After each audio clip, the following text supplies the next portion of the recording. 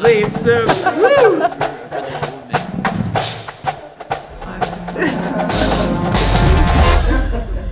Ok, ouais. Ok. Non. C'est un secret. Ok. Je peux aller? Point tournant de mon style. Ok. Oh man, je viens de voir un détail dans ma photo. Je vois la pluie, c'est fucking. Oh my god, ok. Ok. Excusez. Je viens de voir, je suis fucking insane. C'est sick. Ok. Pourquoi il y a une petite download? Ok, puis download les contrôles. Gérez-vous. OK. Il y a quelque chose d'unique avec mes photos. Quand vous allez voir un petit peu dans ma galerie, vous allez voir plusieurs choses qui sont un petit peu surréalistes. OK, je suis accrochée 10 pieds dans les airs avec des ailes en papier. Je suis dans une bulle géante. Écoute, il y a tellement de choses qui sont hors de l'ordinaire. Mais ce qui est le fun, c'est que tout est vrai. Je me différencie vraiment pour ma direction artistique. Je fais les installations, puis je prends place dedans. C'est vraiment un narratif qui est fort puis qui est soutenu par l'environnement dans lequel que je suis. J'ai commencé à faire de la photo, en fait, comme je disais, en allant dans plein de places puis en découvrant des scènes qui existaient déjà, de la lumière qui était déjà là. Puis je me suis fait une main là-dessus, sur ces scènes-là, mais... plus le temps avançait et plus mon envie de photographier des humains grandissait. Puis ce qui a fait en sorte aussi que avec les humains est venu le studio, la création en fait de lumière. Puis je me suis rendu compte que c'était ça qui me parlait. Dans la photo, je pense que c'est l'affaire qui me parle le plus, la lumière. Je pense pas que j'ai vraiment un style en photographie. Je pense que je suis encore assez nouveau, je pense, pour vraiment avoir défini un style. Mais je pense qu'en ce moment, ce qui m'attire le plus, puis ce qui fait en sorte que mes photos se ressemblent le plus, mettons, mais je sais que c'est juste une passe, là, c'est comment je pense que je colore mes photos. Les couleurs, je pense, par la façon que je place mes sujets, la façon que je veux absolument qu'il y ait quelqu'un dans mon frame. Je ne veux pas avoir juste un paysage. Je ne le supporte pas encore aujourd'hui. Je sais que c'est juste une passe, ça va passer, là, mais en ce moment, je pense que mon style a commencé vraiment avec cette photo-là.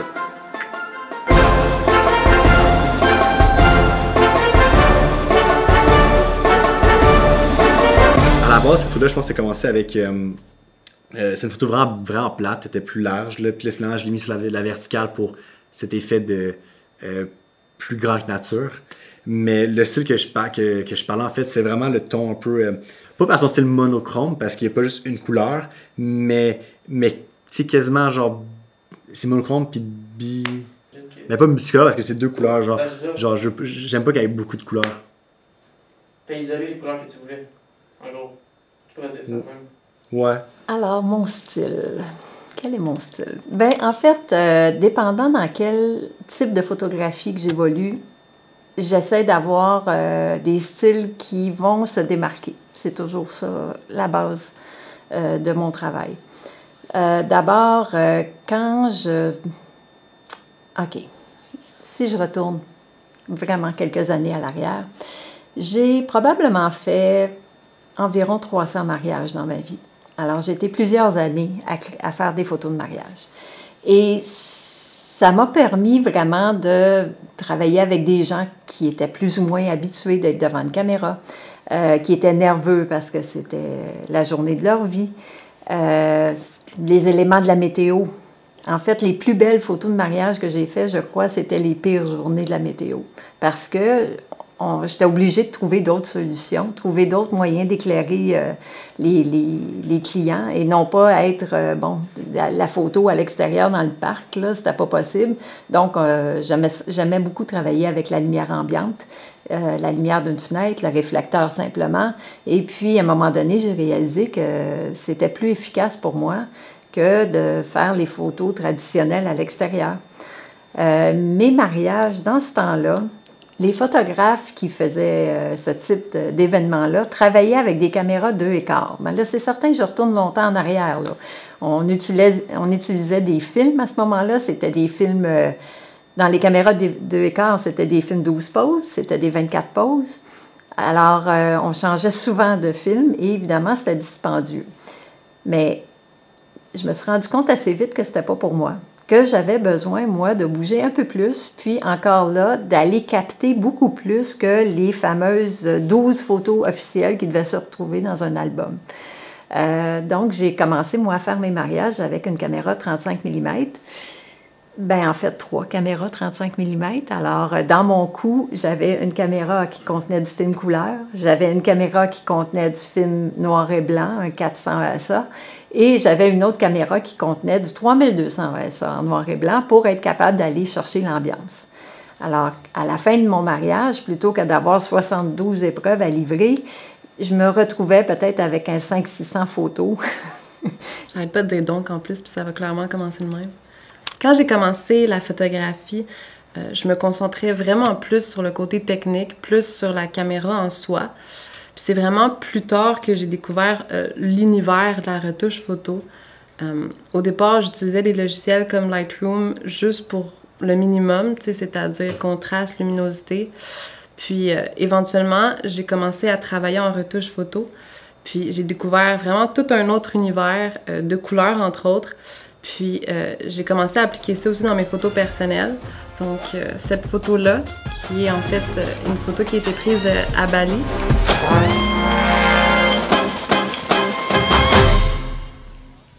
C'est vraiment cette photo-là qui marque en fait mon style photographique parce que c'est là que j'ai découvert tout le potentiel de Lightroom, que j'ai joué avec les couleurs puis que j'ai découvert mon style comme ça. Il y a une photo en particulier qui a fait en sorte que ma trajectoire est allée dans cette direction-là. C'était à la première édition du Selfie Project, la 5e photo à peu près. J'ai décidé de vider mon frigo et d'y prendre place.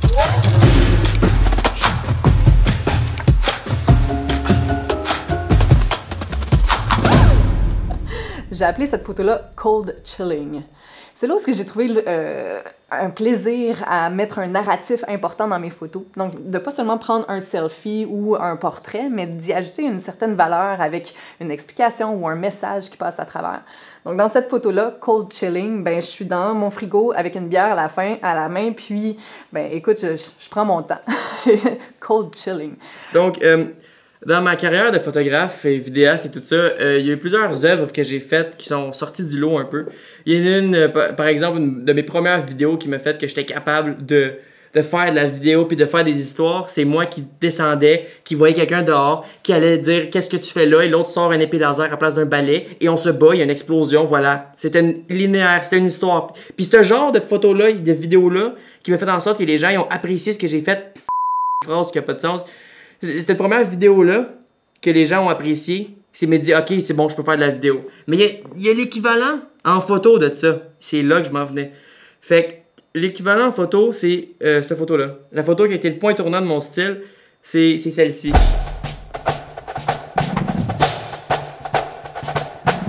J'étais avec un de mes amis, on est allé prendre des photos avec ma petite Nikon D3200. Je viens d'acheter une lentille, une 35 mm f1.8. Je dois t'expliquer c'est quoi f1.8?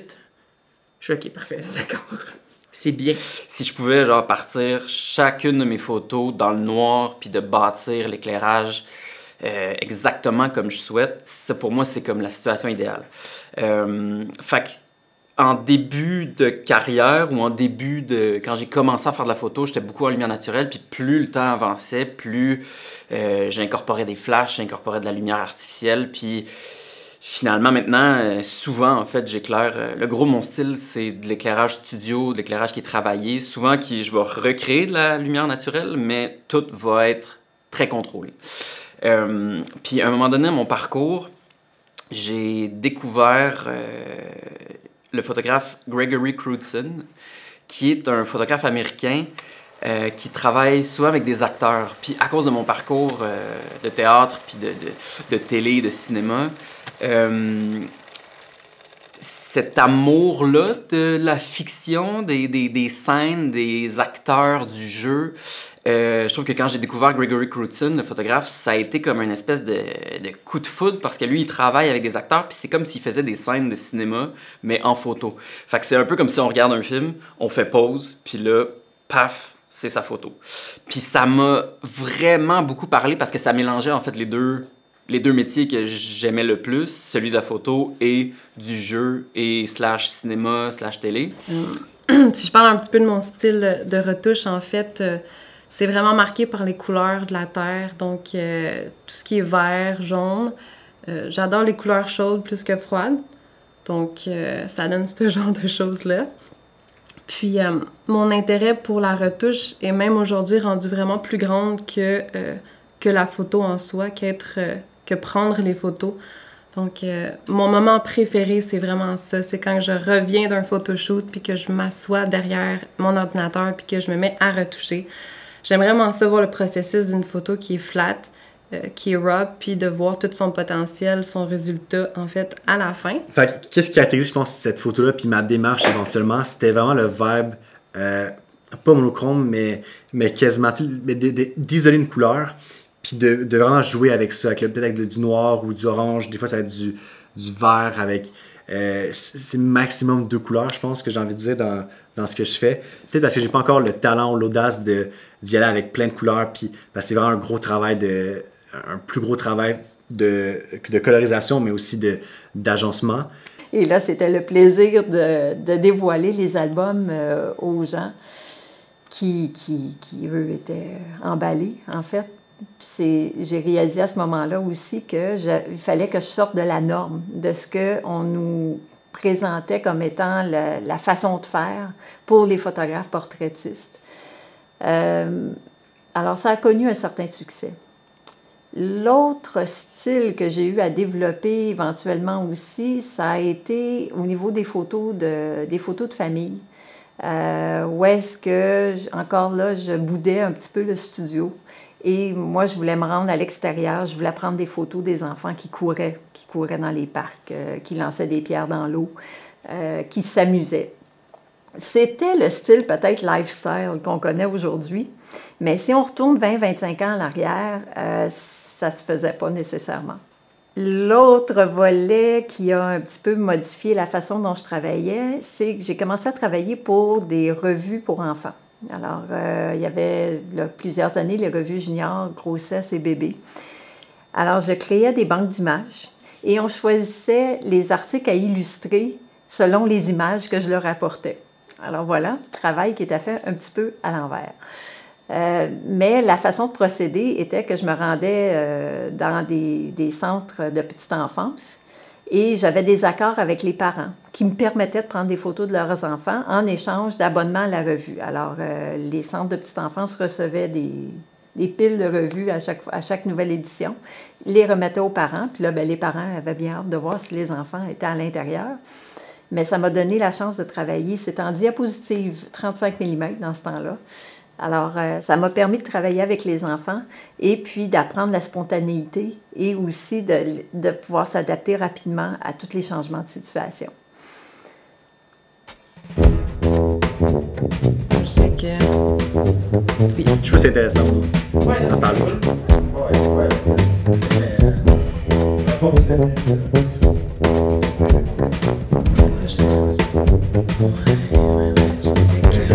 Oula! Oula! J'ai pris ce nest. Je peux tout l'écrire. Même aujourd'hui, je travaille en montage vidéo, puis je fais aussi parfois la colorisation, puis j'ai l'impression que la colorisation, que ce soit sur vidéo ou sur photo, ça se ressemble beaucoup. Puis que ce soit même en vidéo ou en photo, ça reste mon moment préféré. Donc, comme quoi que la post-production, tout ce qui se passe après le shoot, c'est ce qui me fait vraiment vibrer. Ah, j'ai dit vibrer. C'est tellement cheesy. Yuck. C'est ce qui me fait sentir en vie. Oh my God. La prochaine, c'est laquelle? Oh boy. Ah, c'est mon drone. Fait que ouais, cette photo-là a été un point tournant parce que c'est là où j'ai pris plaisir à la scène, à l'installation, à enlever, à ajouter des éléments, puis à mettre les choses exactement là où ils ont besoin d'être. Dans mes photos, il n'y a rien qui est laissé au hasard, donc chaque élément est là pour une raison. Puis c'est vraiment ce qui me différencie sur le marché à Montréal, puis les gens, ils viennent me voir puis ils disent « Je veux ton style, c'est toi que je veux ». Pourquoi? Mais c'est parce que je fais vivre l'expérience du moment présent à travers les photos. Donc, non seulement l'expérience est le fun, mais le final a une valeur supplémentaire parce que il y a un message qui est véhiculé. Donc cette photo-là a été vraiment un point tournant dans ma carrière. Puis c'est là où le Selfie Project a pris forme, puis que chaque photo avait de plus en plus une grande signification, puis que l'installation de la scène était de plus en plus élaborée. J'espère que dans le futur, les installations vont continuer à grandir. J'ai appris la couture cette année pour ajouter une autre dimension à mon Selfie Project. J'aime ça que tout soit fait à la main.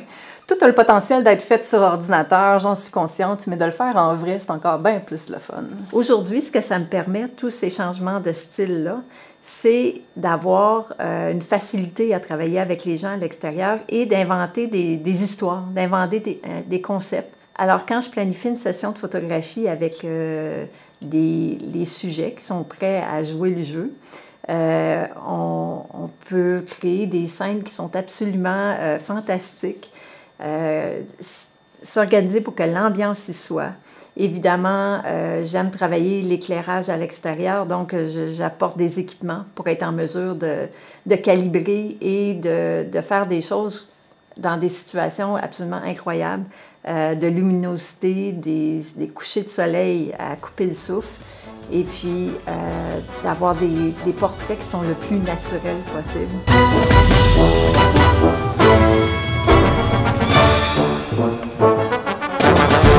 Puis, il y a un moment donné où, après ma formation comme comédien, il y a un de mes amis qui faisait un show de théâtre, en fait, puis il avait besoin d'une photo promo pour ce show-là. Puis, il n'y avait pas beaucoup de budget, fait que là, il me demande, il fait « ça te tente-tu d'embarquer dans le truc? » Puis je venais de découvrir Gregory Crutzen, puis j'ai vu une opportunité, en fait, de faire « ouais, j'embarque si on peut faire, genre, ce genre de photo-là. » Puis là, j'ai montré ce que Gregory Crutzen faisait, puis il a trippé. Fait qu'on est allé dans cette direction-là pour faire cette shot-là.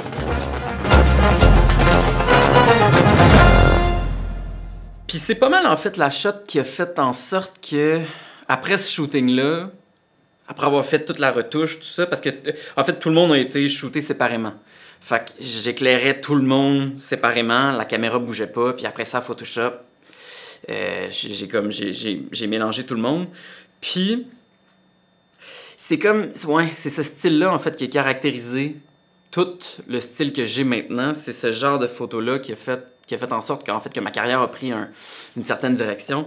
C'est que je me rendais compte que je pouvais tout contrôler dans une photo. Ce qui fait que je pouvais contrôler la lumière, je pouvais contrôler la direction des comédiens, puis je pouvais mixer justement le jeu, le cinéma, puis la photo.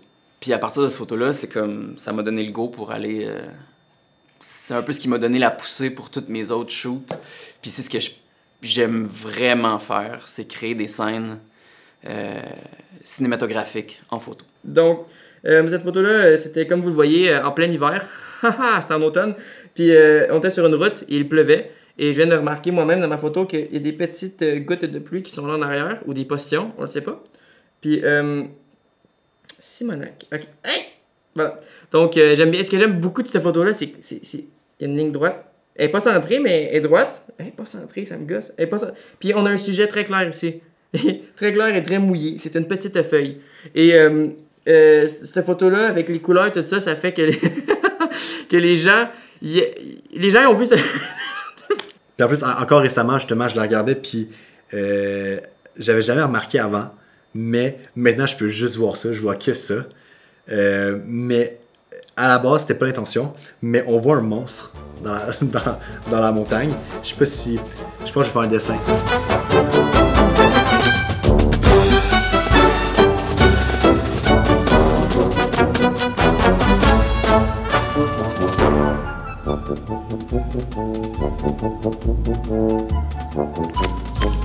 Ça sert à quoi que je dis ça en fait? Ça sert à rien. C'est quand même drôle.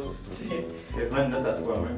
C'est passé justement à une genre de thématique de genre David versus Goliath. Donc cette photo-là était le point tournant dans ma carrière. Parce que c'est une des premières photos que les gens l'ont regardé puis ont fait « Wow, c'est une belle photo, c'est bien, j'aime ça ». Avant, je me faisais insulter quand je montrais une photo. Il y a genre 30 secondes de contenu là. OK. Ok, good. Donc, oui, cette photo-là, c'est une des premières photos, comme je viens juste de dire, que les gens ont apprécié, puis ben, ils m'ont dit c'est vraiment ma photo préférée que t'as faite. Puis, c'est une des premières photos qui a fait comme, ok, je peux vraiment faire de quoi avec ce talent ou cette caractéristique de moi, talent, parce que c'est un peu un but de soi-même de dire mon talent, cette caractéristique artistique de moi. Donc, on s'entend que dans le Selfie Project, je me suis vraiment approprié le mot selfie. Hein. Donc, c'est un mot qui est très, très facile à dire. Tu sais, je veux dire, on prend un téléphone, on prend un selfie, mais je me le suis approprié. Il y a quelque chose de vraiment le fun aussi, c'est que c'est des photos de moi-même. Hein. Puis moi, je suis une personne qui est vraiment authentique. J'aime l'authenticité. Donc, c'est important pour moi que les décors soient réels, qu'ils soient touchables. C'est un mot? Et qu'ils soient vrais. Donc, je pense que ça parle beaucoup de qui je suis, ces photos-là. Donc, c'est pas juste des selfies, c'est des installations, c'est des messages transmis, puis une grande dose d'authenticité, une grande dose de moi. Avec ma blonde que j'ai placée dos à la caméra, devant n'importe quoi. C'est une montagne, un troll dans ce cas-ci, mais à venir par après, là, peut-être parce que j'ai personne d'autre là, à qui je peux prendre en photo, mais fait que je pense que je caractériserais mon style actuel avec justement des couleurs assez désaturées, peu de couleurs, des couleurs souvent choisies, mais avec toujours un sujet. Puis c'est ça, toujours un sujet en plein milieu de l'image. C'est ce que je fais en ce moment-là. C'est mon style en ce moment-là, mon trip. Ça va changer. Je suis ceux qui croient justement que tu peux pas avoir un style. Tu peux avoir un style, mais ton style évolue tout le temps. Puis je suis en plein dedans en ce moment. Bon, next. Point tournant. Il y a des affaires. On va faire ça simple. De mon style, ok? Il y a du flou. Il y a de la couleur. En gros, oui, cette photo-là, elle me parle beaucoup parce que tout le monde aime l'automne. Tout le monde dit, ah, j'aimerais ça, genre, j'aime ça être en hood pendant l'automne, puis regarder les feuilles qui tombent, puis la couleur, puis tout ça. Mais moi, je suis comme, ben oui, c'est le fun. Mais moi, il pleut, c'est plate. Mais genre, j'ai réussi à montrer l'automne qui pleut, qui c'est plate. J'ai réussi à la rendre belle, malgré le fait que j'aime pas tant l'automne. J'ai plus rien à dire. Point tournant. C'est une c'était belle photo, on va se le dire, là. Puis ben, j'ai oublié que je l'avais pris. J'ai demandé à mon père tantôt, je disais, hey, y a-t-il tantôt, hier, j'ai dit, y a-t-il une photo, genre, qui est comme un point tournant, là, que cette photo-là, elle se démarque des autres. Puis il m'a dit, ben, ta photo avec la feuille dans la route. J'ai fait, j'avais oublié que j'avais pris cette photo-là, tellement que j'en ai pris des bonnes. Tellement que, genre, j'avais oublié que j'avais pris cette photo-là, puis j'ai retrouvé, puis instantanément, j'ai fait, c'est vrai, cette photo-là est cool. Puis c'est ça, l'empreinte qu'il y a dans ma tête, c'est, cette photo-là est cool, puis elle est belle, puis elle est jolie, puis elle est nice. Puis genre, c'est le fun que cette photo-là reste marquée dans ma tête comme ça, parce que j'en ai d'autres des photos que, oui, je les ai pris, c'est tout, il était correct. Mais celle-là, c'est une belle photo, c'est bien. Et j'ai même pas fait tant de modifications dessus. D'habitude, je modifie beaucoup mes photos, mais celle-là, je pense que j'ai monté le contraste, j'ai monté un peu la saturation, j'ai fait Enter, puis je trouvais que mon ami avait pris une photo meilleure que moi, à la même place, puis ben, je me suis fait dire par mon père que non, la mienne était meilleure. Peut-être qu'il y a du favoritisme, mais elle est importante parce que quand je repense, je me dis c'est une photo cool, c'est une belle photo, il n'y a rien d'autre dessus. Il n'y a pas rien de spécial, de genre j'aurais peut-être fait mieux, tout ça. Il y a des petits problèmes, mais elle est nice pareil, puis ben, esthétiquement c'est bien, ça serait un beau fond d'écran. Souvent là, quand je vois des photos, je me dis ça ferait-tu un beau fond d'écran, puis ça c'est une belle photo avec le fond d'écran. Voilà. Avec André!